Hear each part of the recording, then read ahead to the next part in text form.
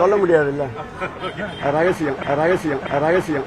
அன்னம் தரும் அமுதக்கரங்கள் என்ற தலைப்பிலே தினந்தோறும் 2 இடங்களில் 1000க்கும் மேற்பட்டோர் காலை சிற்றுண்டி வழங்குகின்ற திட்டத்தை முதலில் மாண்புமிகு எங்கள் உயிரினும் மேல அன்பு தலைவர் தளபதி அவருடைய துணைவியார் அந்நியார் அவர் குலத்தொழிலை துவக்கி வைத்த இந்த திட்டம் இன்றைக்கு 276வது நாளாக இந்த திட்டம் தொடர்ந்து இன்றைக்கு கொண்டித்தோப்பு அதேபோல் லோன் ஸ்கொயர் ஆகிய பகுதிகளில் நடைபெற்றிருக்கின்றது.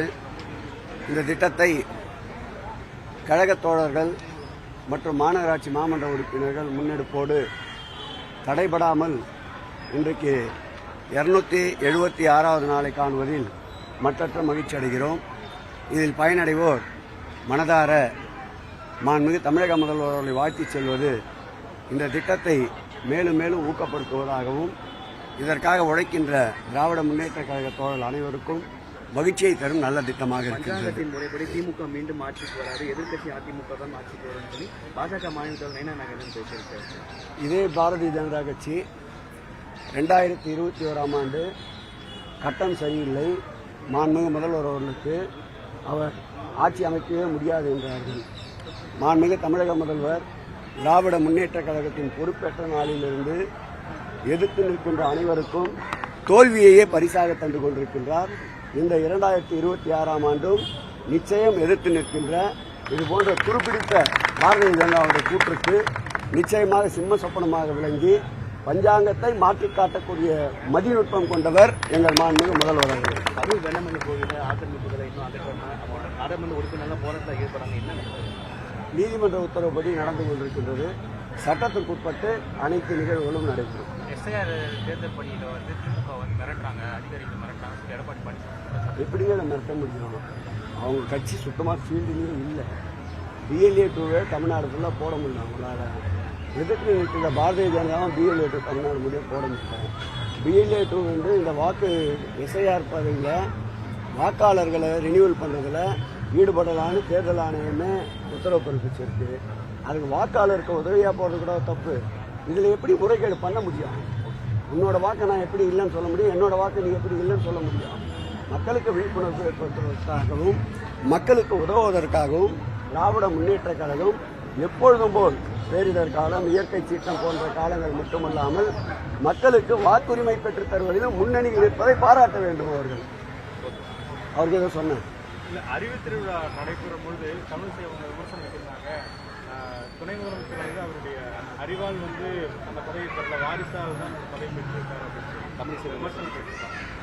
கடுமையான உழைப்பாளி அவர். வேண்டுமென்றால் அவருடைய தந்தையின் பெயருக்காக இந்த பதவியை பெற்றிருக்கலாம். மாண்புமிகு தமிழக முதல்வர் துணை முதல்வர் அவர்களை களத்தில் கொண்டு வந்த நாள் முதல் இடைத்தேர்தல் என்றாலும் சரி, நாடாளுமன்ற தேர்தல் என்றாலும் சரி, சட்டமன்ற தேர்தல் என்றாலும் சரி, அல்லது இயக்கத்திற்கு 5 லட்சம் புதிய இளைஞர்களை கொண்டு வருவது என்றாலும் சரி, பல்வேறு வகையில் இளைஞர்களை ஈட்டி முறைகளாக மாற்றுகின்ற மாண்புமிகு தமிழகத்துடைய துணை முதலமைச்சர் அருமையண்ணன் உதயநிதி ஸ்டாலின் அவர்களுக்கு எல்லா தகுதிகளும் இருக்கின்றது. தமிழிசை போல் அவருடைய தந்தையால் அவருக்கு இந்த தகுதி கிடைக்கவில்லை. உழைப்பால் இந்த தகுதி மாண்புமிகு தமிழக முதல்வர் தந்து கொண்டிருக்கிறார். சொல்ல முடியாது இல்ல. முறைப்படி திமுக மீண்டும் ஆட்சிக்கு வராது, எதிர்க்கட்சி அதிமுக தான் ஆட்சிக்கு வரும் சொல்லி பாஜக மாநில தலைவர் இதே பாரதிய ஜனதா கட்சி 2021ஆம் ஆண்டு கட்டம் சரியில்லை, மாண்புமிகு முதல்வர் அவர்களுக்கு அவர் ஆட்சி அமைக்கவே முடியாது என்றார்கள். மாண்புமிகு தமிழக முதல்வர் திராவிட முன்னேற்ற கழகத்தின் பொறுப்பேற்ற நாளிலிருந்து எதிர்த்து நிற்கின்ற அனைவருக்கும் தோல்வியையே பரிசாக தந்து கொண்டிருக்கின்றார். இந்த 2026ஆம் ஆண்டும் நிச்சயம் எதிர்த்து நிற்கின்ற இதுபோன்ற துருப்பிடித்த பாரதிய ஜனதாவுடைய கூற்றுக்கு நிச்சயமாக சிம்ம சொப்பனமாக விளங்கி பஞ்சாங்கத்தை மாற்றிக் காட்டக்கூடிய மதிநுட்பம் கொண்டவர் எங்கள் மாண்புமிகு முதல்வர் அவர்கள்.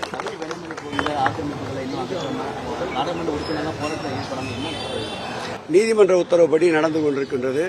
சட்டத்திற்குட்பட்டு அனைத்து நிகழ்வுகளும் நடைபெறும்.